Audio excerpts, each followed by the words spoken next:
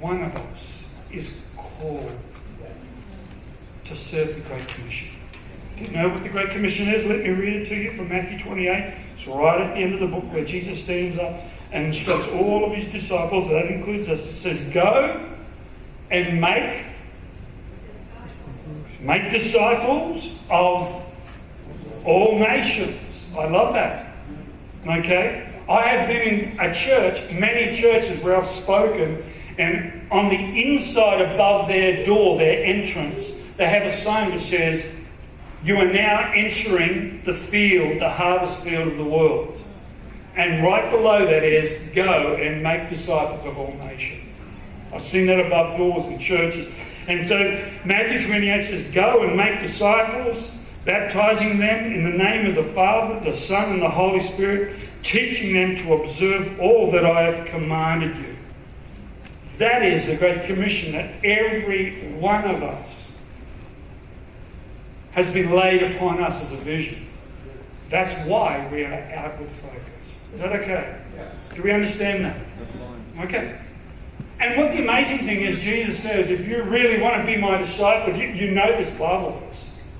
If you really want to be my disciple, what does he say?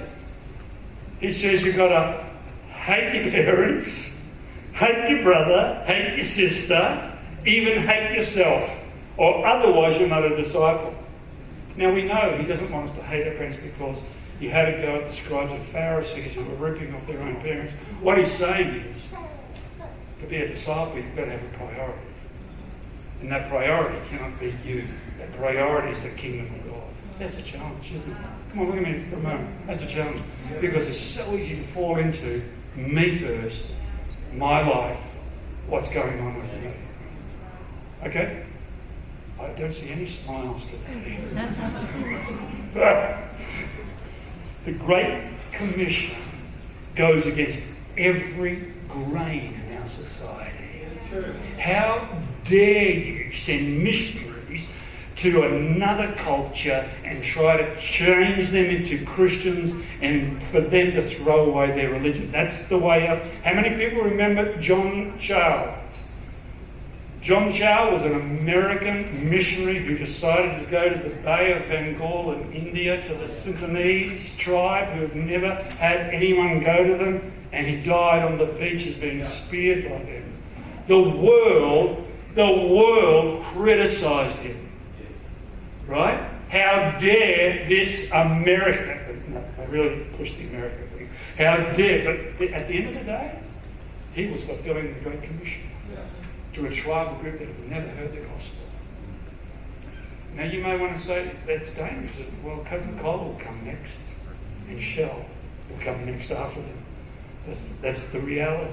Well, what I'm saying is we have the Great Commission over our lives, and that's quite a challenge. That is the challenge for us to live lives of sacrifice. Everyone say sacrifice. Sacrifice. So, if you've got your Bibles, let's go to 2 Corinthians chapter 5, verses 14 and 15. Again, why bother? Everyone say, why bother? Why bother? Why bother be outward looking? And here we go. Paul actually answers this question. Why bother being outward looking when it's so offensive to our world? The Bible says this. Can we all read this together? Look at the screens right now. I'm going to say this out nice and loud. Whatever your language is, you can say it in Mandarin if you want to, or French. How many French-speaking people have got here? Okay. 2 Corinthians 5. Here we go. Christ's love compels us because we are what? That one died for all, and therefore all died. And he died for all, that those who live should no longer, but for him who died for them. So why be outward focused?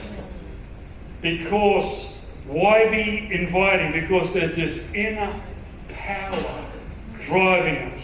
And what is that power? That is the love of Christ compels us. Got that? There's the love of Christ compels. In these verses, Paul is explaining why he had a heart towards the Corinthians. Now the Corinthians worshipped Poseidon, they worshipped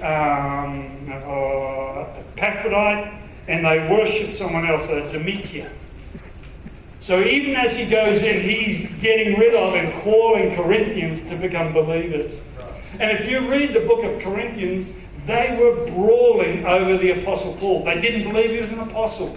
They had people in the church who were super apostles, who had spiritual gifts, and these guys were criticizing the Apostle Paul, and they knocked the apostle. They said, "You're not even an apostle, you're not even real," and yet he says, "It's the love of Christ which compels me to go to this church." And I tell you, he would have been hurt. He would have been hurt, and yet, somehow, the love of Christ changes something in you. Yeah.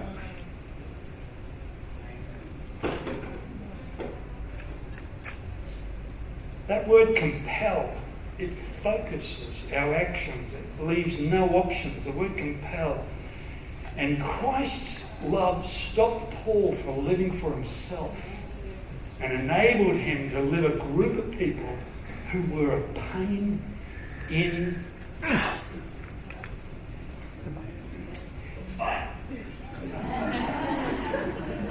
the butt. So, the word compel means this. Listen to this. It's a pressure that causes an action. Okay? When you say the love of Christ is in me, it's a pressure that causes you to act. It's a Holy Spirit power causing you to step forward. And Paul's old centered, self-centered life, his own life, it was finished, it was over. And now, as a believer, as a follower of Christ, his heart is being compelled to reach out to a group of believers who are argumentative, unruly, a pain in the butt. Why bother? Be outreaching the love of Christ. And that's my heart for all of us today. Very good. To be that overflowing love of Christ be poured into our lives again. It's not manipulation, but it's pressure. The love of Christ was compelling him to continue on a particular journey, filled with that love. And that love pushes us out towards others. Can anyone say amen? Right. So my question is this. Here we go. This is your answer, your question to answer. What compels you? What's driving you? God.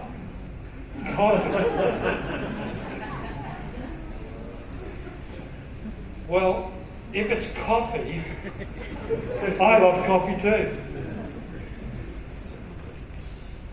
And I pray that our good coffee is not just the only reason why you come to church. Right.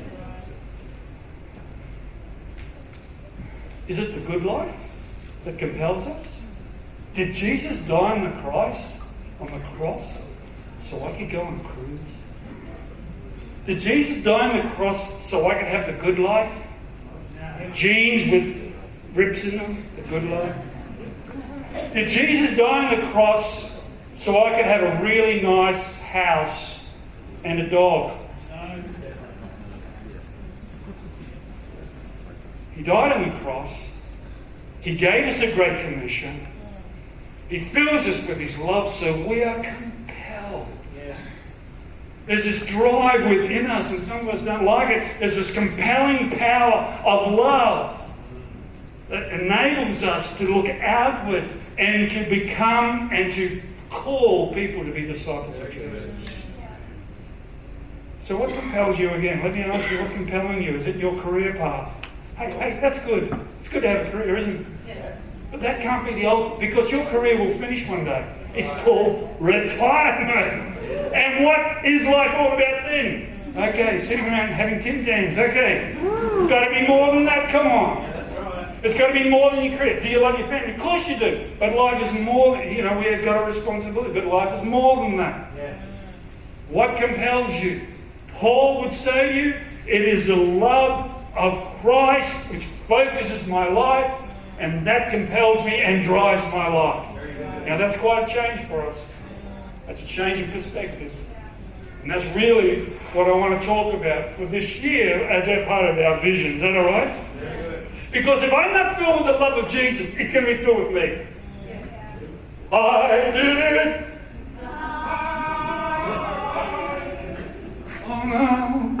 Oh no, no, no. Oh no, no, no. I don't know the words. I did it.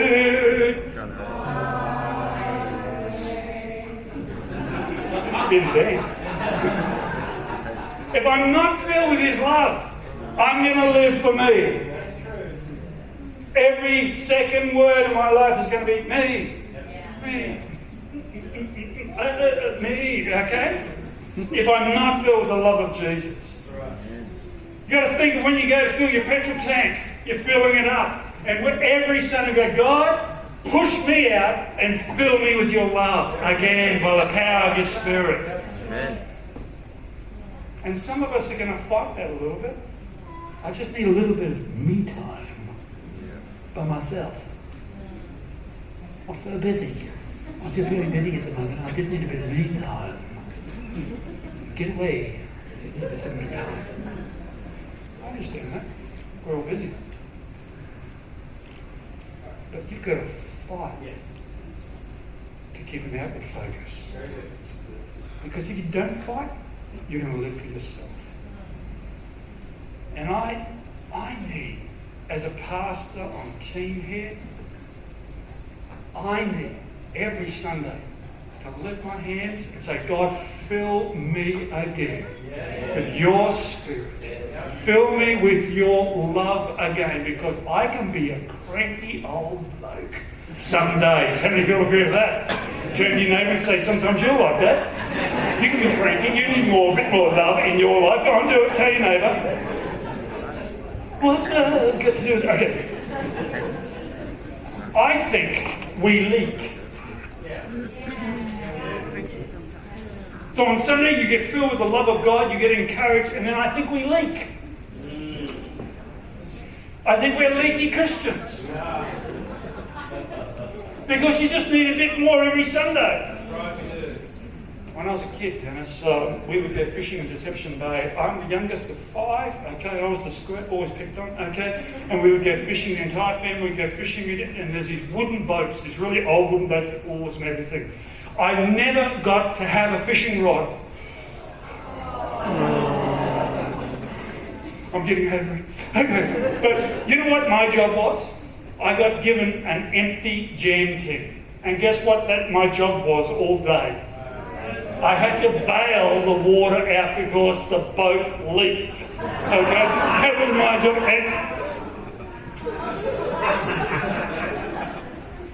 Getting a good response from the front row here. I'm going to say to you that sometimes we are leaking. And we just need more of the Spirit of God to help us to focus. And when you stay away from church for a month or so, I'm telling you, you've leaked all over the place. You're empty. Just like a petrol tank. You're empty. And you ain't going anywhere in the Spirit realm. That's the reason why we gather in connect groups. That's the reason why we gather on Sunday. Because we need to be filled afresh with the power and the love of Jesus. Stop shouting, Paul. Okay. Yeah. Yeah. It's a weekly struggle. Come on. To live for yourself or for the Great Commission. Is this true? It's a struggle. And daily prayer. God, fill me with your love. May I walk in the Spirit. And the Corinthians is quite interesting, the story. Let me just give you a bit of a background. Titus had returned to Paul, who was in Macedonia. Not Macadamia. He was in Macedonia. Okay. He was in Macedonia. And he brought some good news. Titus came from Corinth and brought some really good news that all the fighting had been finished. As a bloke, he was living with his stepmother. They'd sorted that horrible issue out. The super apostles had gone. These guys who were more interested about money and serving God. And the church had settled down and was worshipping again. And Paul was encouraged by the message. And he was told that the church was no longer divided and that Paul was welcome to come back to the church and speak again. So I asked the question, why would Paul bother? Because they really had a go at him and they targeted him. And his response is, it was the love of Jesus. It was his driving force. And he didn't want anything to get in his way to perform the Great Commission, even his own hurt. You got that? He didn't want an obstacle. That was